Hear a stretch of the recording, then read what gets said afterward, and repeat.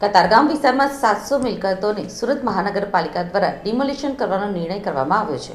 અસરગ્રસ્ત લોકોએ જણાવ્યું હતું કે 30 વર્ષ પહેલા જ્યારે આ મિલકતો બંધાતી હતી ત્યારે પાલિકાને આ બાબત ધ્યાનમાં ન આવી અને હવે જ્યારે અમે બિલ્ડર પાસેથી મકાનો લીધા છે, દુકાનો લીધી છે, બિલ્ડર અને પાલિકાના અધિકારીને પૈસા પણ મળી ગયા છે, તો હવે અમને શા માટે ઘરમાંથી દૂર કરવામાં આવે છે? લોકોની માંગણી છે કે પહેલા ઘરનું ઘર આપવામાં આવે અને ત્યારબાદ અમને અહીંયાથી હટાવવામાં આવે। કતારગામ વિસ્તારના 700 જેટલા મિલકતદારોને સુરત મહાનગરપાલિકા દ્વારા તેમની મિલકતને રોડ રસ્તાના દબાણમાં આવતી હોવાનું કારણ દર્શાવીને આ મિલકત ડિમોલિશન કરવાની હોવાથી મિલકતને ખાલી કરવાની નોટિસ આપવામાં આવી છે।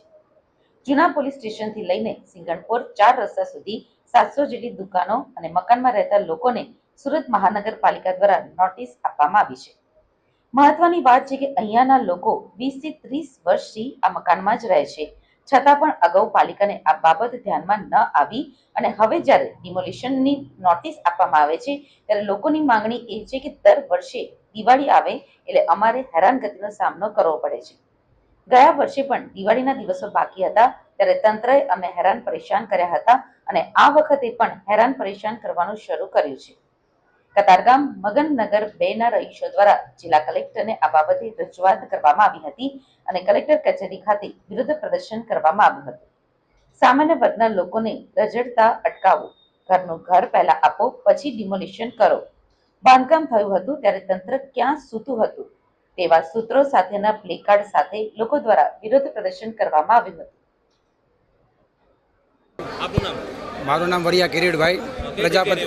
અમે હાલ કતારગામ મગનનગર 2 વિભાગમાં વોર્ડ નંબર 7 આજે લગભગ 25-30 વર્ષ થઈ ગયા, તો ત્યાં સુધી અમે કોઈને કાંઈને વાંધો નથી। હવે છેલ્લે જ આ સરકારે આવા પગલાં ભરવાના ચાલુ કર્યા અમારા ગરીબ માણસોની સામે। આજે તે કોઈ પણ સંજોગે આજે ઘરની અંદર લોકોને ખાવાના પણ ફાફા પડી ગયા છે। આ ટેન્શનમાં નાના છોકરાઓ ગભરાય છે કે આપણું ઘર હમણાં તોડી નાખશે।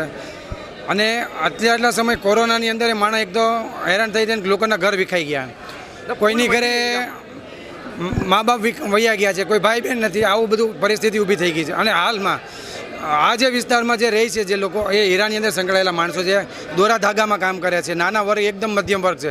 આજે હીરાની અંદર આટલી પરિસ્થિતિ ખરાબ છે તો માણસ જાય ક્યાં ને હવે આવી પરિસ્થિતિમાં લોકો ઘર તોડવા ઊભા થયા છે આ લોકો અમારા।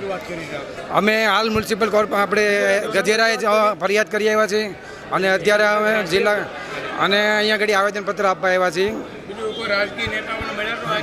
કોઈ ફરક કોઈ નથી। આજે વોટ લેવા માટે બધા દોડતા હતા, મિટિંગો કરતા હતા, રાતે મંડપો નાખીને મોટે ભાઈએ બધી મિટિંગો કરતા હતા કે અમારે ત્યાં આવો, આમ કરો તેમ, પણ આજે આટલા સમયથી કોઈ ફરક તું નથી। બાકી એને આજે ફરજ પડે છે કે તમે જે એરિયામાં વોટ લેવા જાઓ છો ત્યાંની આજે જનતાની વચ્ચે રહીને એને ઊભું રહેવું પડે છે કે ભાઈ શું પ્રોબ્લેમ છે।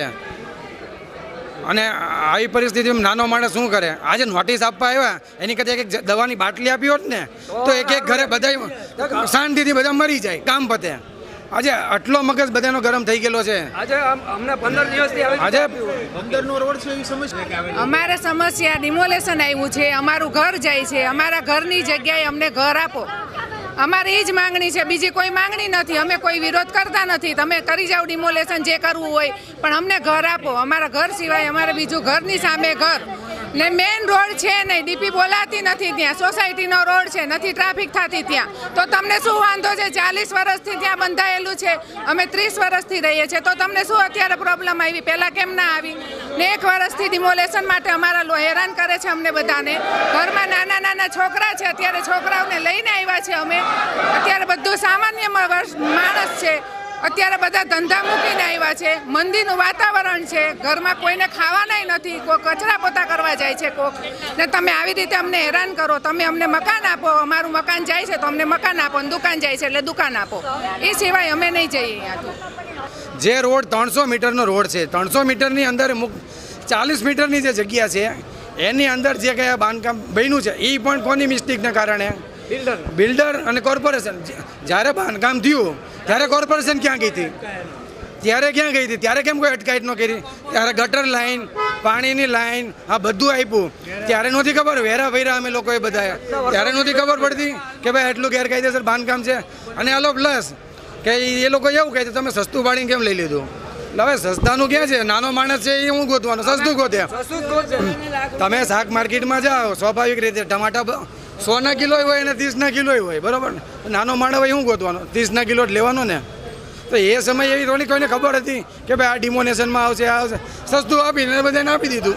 કામ કરતા ને 200 અને એ સમયમાં બધાએ 500 રૂપિયાનું કામ કરીને 200 રૂપિયા હપ્તો ભરીને ફ્લેટમાં એ રીતનું 1.5 લાખનો ફ્લેટ લીધેલો છે, 1.5-2 લાખનો વધીને, બરોબર. અને હવે આ લોકોને એમ કહે છે કે અમે તમને ખાલી કરાવો, નામ કરાવો.